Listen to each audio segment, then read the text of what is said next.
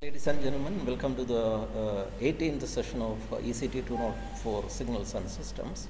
Today we see the correlation between signals.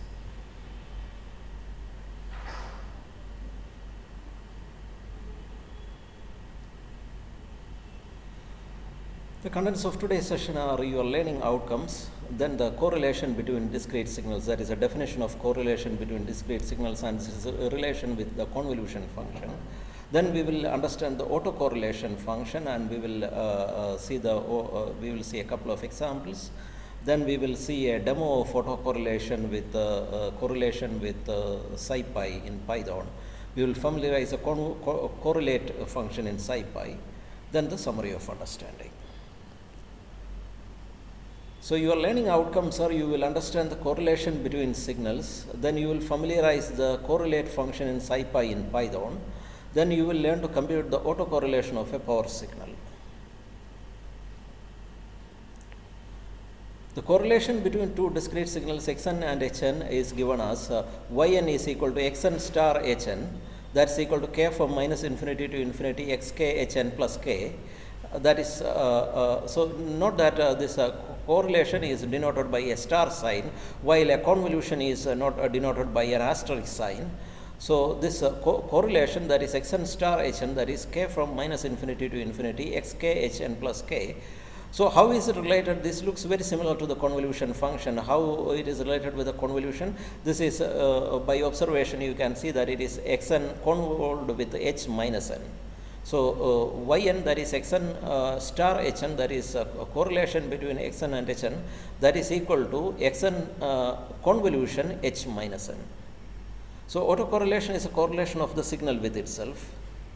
Now let us see some simple example. Let us compute the correlation between the signal xn equal to un minus 6 and yn equal to un minus 2 minus un minus 5.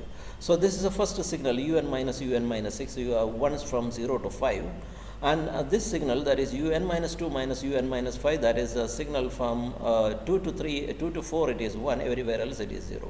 So when you compute this correlation, you can see that without any shift, if I compute like this, that is with n equal to 0 or y 0 or what you call the if this is hn and convolution between this, that output will be 1 into 0 plus 1 into 0 plus 1 into 1. There will be 3 1. So at n equal to 0, y0 will be 3, and y1 will y minus 1. If I shift this to the shift the second signal to the left, that will be y minus 1. Again it will be 3 because the 3 impulses will overlap. Okay, but when it becomes n equal to minus 2, only 2 of these impulses will overlap with each other. So that will be 2. So y minus 2 will be 2, and y minus 3, when n equal to minus 3, only 1 will overlap with each other. So that is a 1. So below n equal to 3, the value will be 0 because for n less than 3, there will not be any overlap between the two signals. So towards the right, if you see, this is hn, not yn. I am denoting output by yn. So if I move to the right, you can see that for the first shift and the second shift, it will be 3 because 3 impulses will match together. So y1 equal to 3 and y2 equal to 2. For n equal to 0, there is 3. For n equal to 1, there will be overlap between 3 impulses, so that will be 3. When n equal to 2, there will be overlap between 2 impulses, so the output will be 2. When n equal to 3, there will be overlap between only 1 impulse, so that will be 1. So yn will be 0 for n greater than 3 because outside n equal to n greater than 3, there will not be any overlapping impulses, so the output will be 0. So the resulting correlation will be 1 2 3 3 3 3 2 1. Okay, you can see that this is a symmetric sequence. So correlation, this looks like a very symmetric sequence. And you can see that there are 3 plus 2, that is 5 plus 3, that is 8 times are there. This is the origin point. Okay. Now let us the correlation with a signal with itself, it is called autocorrelation. That's of immense importance. So let us compute the correlation of a power sequence like this, a right-sided power sequence like xn equal to alpha raised to n un with itself. So the autocorrelation usually denoted by R, that is Rxn, that is a autocorrelation of x, that is a correlation of x with itself, that is k from minus infinity to infinity, xkhn plus k. So this becomes alpha raised to k uk times alpha raised to n plus k un plus k. Now, since these un plus k terms are there, this summation is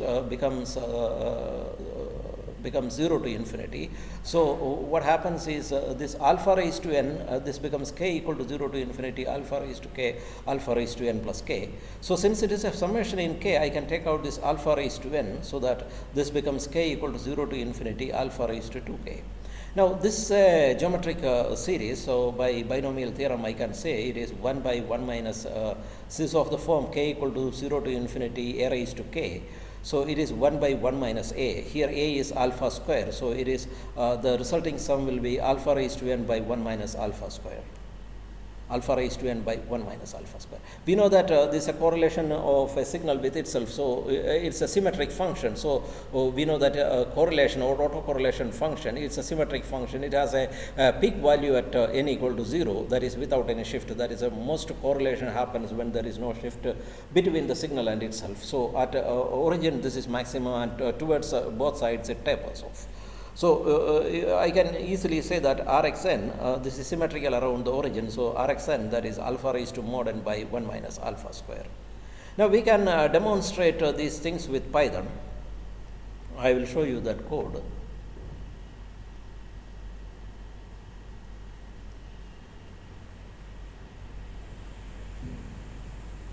This is the first one we have seen.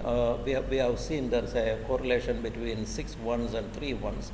Now there is a function in SciPy that is correlate, to compute the correlation between the signals x and h. This full should be there so that you see the full terms, otherwise you will see the sum of the terms only. So here I have different labeling schemes, etc. Now I will run this with an IPython 3 terminal.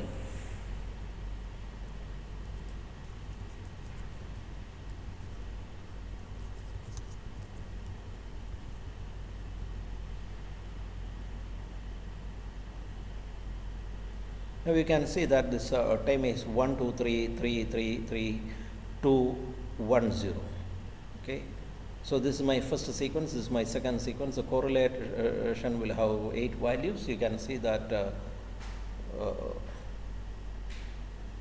we can see that this is 1, this is 2, this is 3, 3, 3, 3, this is 2, 1, 0. Okay. Now let us look at the correlation of the power sequence.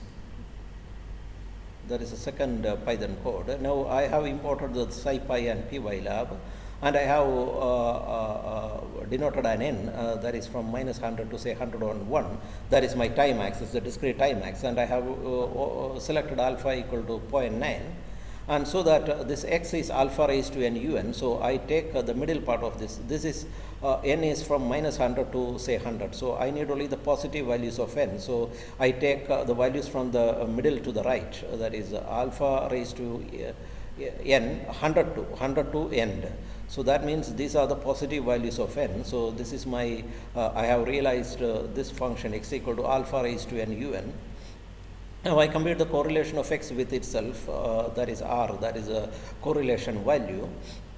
Now this correlation is a symmetric function, so I have to have an axis for plotting that. So I have taken an axis for plotting r as a minus ln r by 2 to ln r by 2.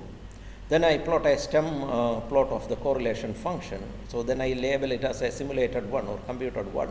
Then I have to check whether my earlier answer is correct, because earlier I have computed that the theoretical value of the correlation value is alpha raised to mod n by 1 minus alpha square. So I have written the theoretical value. I have computed the theoretical value here. It is alpha raised to n mod n divided by this division. This is raised to minus 1. 1 minus alpha into alpha. So it is alpha raised to mod n by 1 minus alpha square. Then I plot the theoretical value against 10. I plot it, I used a continuous plot so that I can appreciate it along with, or I can compare with my simulated value. Then the grid is opened and the legend is put on the graph.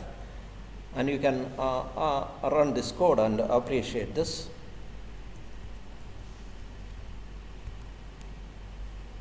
Now this is how the correlation comes. This is the blue stem plots. They are computed value of my autocorrelation that I got with one correlate function. And this red curve, that is, what is this? This is a theoretical value. This is a plot of alpha raised to mod n by 1 minus alpha square. So I will zoom the plot. You can appreciate it much better if I look at the center where the maximum comes. If you look here, you can see that this curve is exactly following, the red curve is exactly following my stem plot. So whatever I have done in the previous example, that is correct.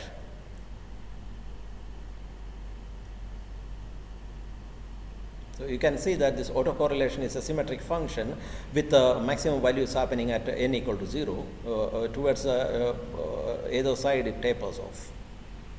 Now when I say correlation and autocorrelation, you must understand that I am talking about the time correlation and not the statistical correlation. Statistical correlation is a totally different thing. It is a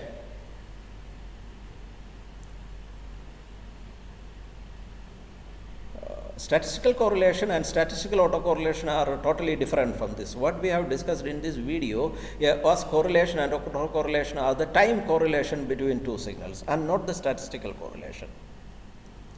Now this is a plot of the autocorrelation of the power signal, the symmetric signal.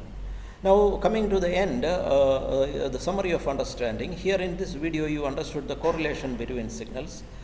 Then you familiarize the correlate function in Python, actually in SciPy.